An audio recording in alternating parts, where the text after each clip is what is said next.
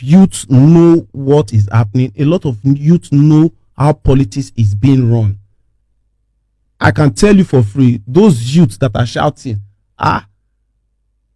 whoever, I'm obedient. Let me use the word. You're saying I'm obedient. Can you deliver your polling unit? A lot of them just have this mentality that if you are supporting APC or PDP, they just get you this Ghana must go and just say, take money and go and live your life. I can tell you for free. When I was in APC or PDP, I was developing myself and I sponsored myself. So now in PDP, I'm still sponsoring myself. As I'm talking to you, the moment I leave here, we have a campaign office organized by the youth here in Abuja. We have a program going on there as we speak. So money is not flowing like people think. Money is not flowing. What happened? This is an election period. No, see, when you are outside, you always have this mentality of this is how it's been run. But when you are inside, it's a different ball game. We are trying to improve ourselves when it comes to politics. We are trying to build our structure when it comes to politics. We don't play to gallery on social media. So you say that the obedience, the way you described it, they are moving with vibe. They are not moving with the political structure. The reality on the yes, ground. They are not realists.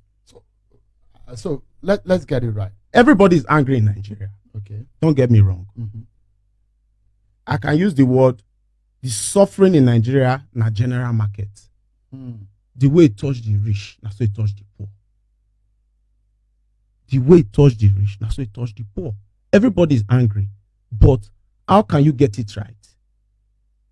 If I'm working with this person, how can my voice be heard when it becomes the leader of the country? Not just winning an election. How can we get this done? So you think Atiku other than Peter Obi or Tinubu will get it done? Nobody wants to fail. I'm not saying if Peter Obi becomes the president, he will fail. My dream is to make sure anybody that becomes the president get the job done. And the most competent hand as we speak is Alhaji Atiku Abubakar. He's the only person that can get the job done. There's a covenant. I think he's the only one that have a covenant with his signature on it. This is what I want to do, and this is how I'm going to get it done. It's there for your consumption to use. Okay. So, because I wanted you to clarify something, you said the obedience are moving with the vibe. Yes. But they are not on the ground. Yes. In reality, you think the vibe will not amount to votes? Most of these youth that we're talking about, we have about 33 million users on social media. Majority of them are no longer in this country. Some of them that went to engage in having their PVC, they didn't collect it. A lot of them, they've not collected their PVC. And some of them that have collected their PVC, they might go home on Friday, rest a little bit, go out clubbing, and before they wake up on Saturday, election is over. But I can tell you that 40% of the people voting are illiterate. They don't know what social media is all about. First, to my dear brother, Mr. Jollof, he said money isn't flowing like that in the parties. I don't know, maybe money is not flowing within the party for some of them, but not only your own party. Make I don't even see, throughout this discussion, I'm trying very hard not to mention names, not to name call political parties and what have you. But we know the kind calls where we they receive, and we know the kind offers where we they get, where we they say no to, because we strongly believe that election is about deciding the future of the country. Hear me. things don't bad. It don't bad, go. So if at all we are going to salvage whatever is left of the nation, we must put aside our own selfish interests, our own greed, and look at what is before us and say, okay, it be like, say, now this person go fit do the work. Mr. Jollof has said this is his own candidate, which is very fine. And he strongly believes that it is that his candidate that can do the work.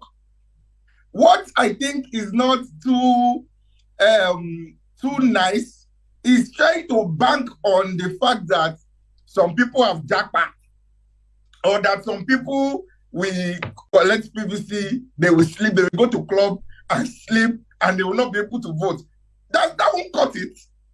That won't cut it for people who want to vote. And we need to get it right, because we must stop this idea that only a select people will go out to vote. That, oh, maybe now only illiterates go, now only them one vote. I said something last week. I said, now everybody in a grassroots. Because as things day now, I don't get cash. Even not only physical cash, money for account self, no day. But people go say, Macaroni na celebrity, now money talk everywhere. Everybody, they fill up. So we must get to the point where we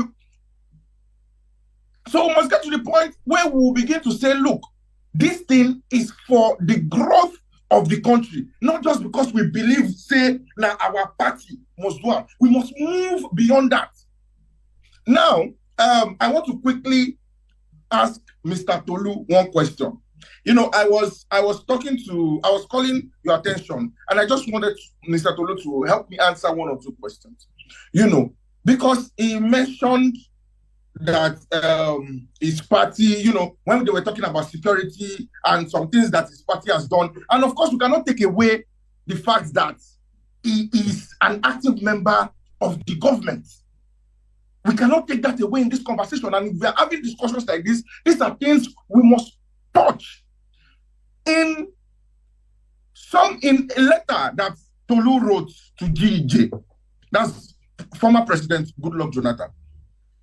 Tolu said, my point is, I doubt that Nigerians and their news media are singling you out for ill treatment. That's to GEJ.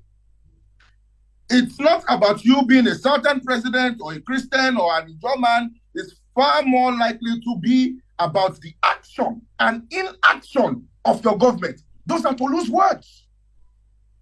That the result of what the media is reporting about former President Goodluck Jonathan when he was president are as a result of his actions and inactions as president of the country.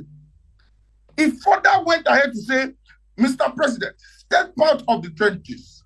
Your battle is not against the media or ordinary Nigerians who want to express their frustrations and disappointments. I suspect that your battle is instead with many of those characters who surround you, claiming to be friends and loyalists, but who imprison you within a dangerous bubble and delight in misleading you for their own selfish ends. Could we say, with Tolu's defense, just with the little he has said in this our meeting, could we say that in this defense, Tolu is one of those that is imprisoning this current administration in that bubble? Because we now look like the bad ones. We that are saying, fuel no day, money no day, insecurity, that one. We that are speaking up, we now feel, it now looks like we are the noisemakers, which Tolu himself referred himself to be at that time, that don't see me as if I do not like you or I hate you. I am just speaking out my mind. Now, finally, wait, one second. You have called, you have... One second. Let me just finish. Now, Tolu also rightly said that there are three leading presidential candidates. So, well, if I think that's the popular belief. There might be some that are more popular. We do not know. But to him, the APC candidates, the PDP candidates, and the Labour Party candidates are the leading presidential candidates. And we have all said it is right to vote for whoever it is that we want to vote for. And he has said that in his own opinion, he believes that his own candidate will do the job excellently well. In some years back, I want to read this from my brother, Tolu. He said, I'm busy writing a new constitution for Nigeria. Henceforth, all Sikh presidents must stay home and receive native treatment, no more abroad. I just want to ask one question. All of those three, in those three presidential candidates that Tolu believes that there are three leading presidential candidates, does it believe that all three, if any of them becomes president, is medically, physically, mentally, psychologically fit to be president of Nigeria? Okay.